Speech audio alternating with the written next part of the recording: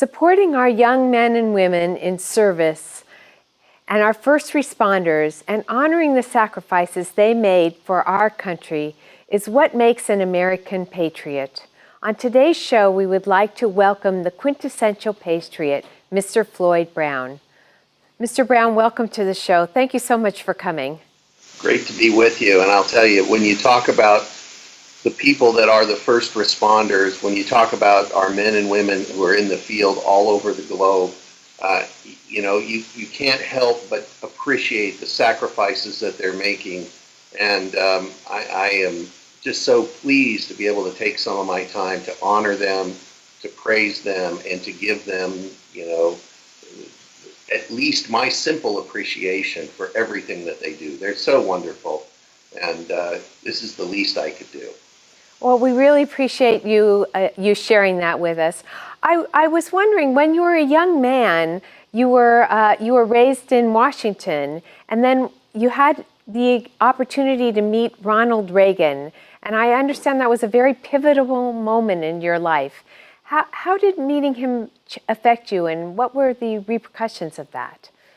Well, it really changed my life completely. I met Ronald Reagan when I was 15 years old. He came to actually Portland, Oregon, to give a speech in a hall there, and I had a chance to meet with him beforehand and shake his hand. And actually, he asked me to get Mrs. Reagan a glass of water, and so I went and got him a glass of water. But from that first meeting and just hearing his words, I knew, this is a movement that I wanted to be a part of. Ronald Reagan was such an extraordinary individual, and he had such a great grasp on America and our Constitution and what makes America great, that I knew I wanted to be part of the movement. So, at 15, I was hooked. By the time I was graduated from high school, he was running again for president. This was in 1980, and I took some time off school and worked in that 1980 Reagan campaign. Went back to school, graduated from the University of Washington in 1983, and I'll tell you what, there was only one thing I wanted to do in 1983, and that was load all my belongings in the back of my Mustang and head out to Washington, D.C. to be part of the Reagan Revolution. And, as I think back on those memories, America has changed so dramatically since then. I mean, we were in the height of the Cold War. The Soviet Union had missiles pointed at the U.S., and it seemed like a very bleak time, but Ronald Reagan had a way of putting a smile on our face, and then his masterful plan that was developed by him and Judge Bill Clark, and actually working with the Pope and Lech Walesa to bring down that Berlin Wall and end the Soviet domination of Eastern Europe. I'm still amazed all these many years later that it actually came to pass. It's quite shocking to me, having lived through the time of watching the media show the Berlin Wall just crumble. And now we have relationships with the Soviet Union, and we have relationships with East and West countries. It's surprising to me. Do you feel? And it was really our men and women that were willing to be stationed in Central Europe and be stationed in Berlin that were able to keep Europe free and gave President Reagan the tools that he needed in order to take down that Berlin Wall. I remember back in 1985 when I was actually working for the Reagan administration, I traveled to Berlin to speak at a youth conference. And as part of what I did while I was there that week, I went over to the eastern side and I went through Checkpoint Charlie and all of the various passport control systems to get over there. Standing on the east side, looking back at West Berlin and all of the life and the greenery and the just lights and what have you, the east was so bleak. And the West was so bright, that wall had to come down.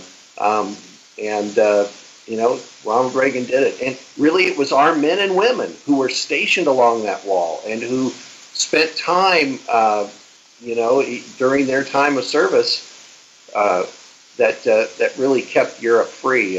And so we should appreciate them. I do appreciate them, and God bless them for all that they did. I understand you're working on a new venture called the Patriot Depot, and that it's partnering with the Military Appreciation Channel, and that 100% of the proceeds from every sale are going towards military and first responder charities. Can you tell me a little bit more about that program?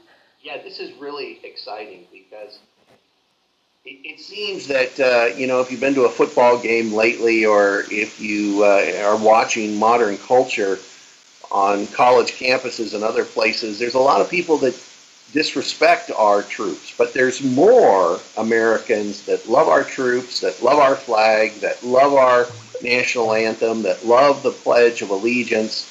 And so Patriot Depot is really built for them. We have all kinds of great products, things like, I only kneel in prayer, I stand for the pledge, and, shirts that appreciate police, shirts that appreciate our soldiers, shirts that appreciate first responders.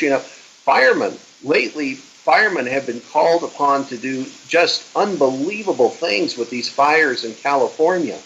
I mean, these people that put themselves in harm's way so that we can be safe, God bless them. They're so wonderful. And so Patriot Depot has all kinds of products that let you show your appreciation for these people, whether it's hats or T-shirts or bumper stickers.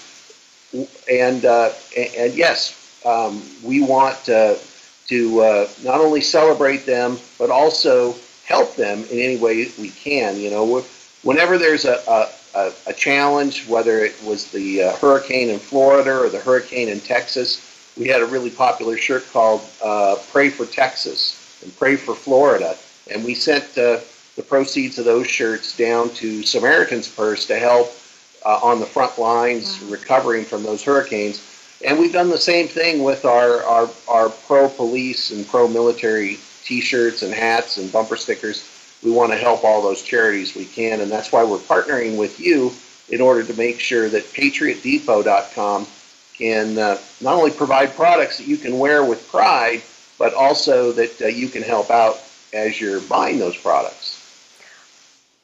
I really want to thank you very much for coming on our show today. I hope you'll be a frequent guest on It's Up to You, and we'll be back after the break.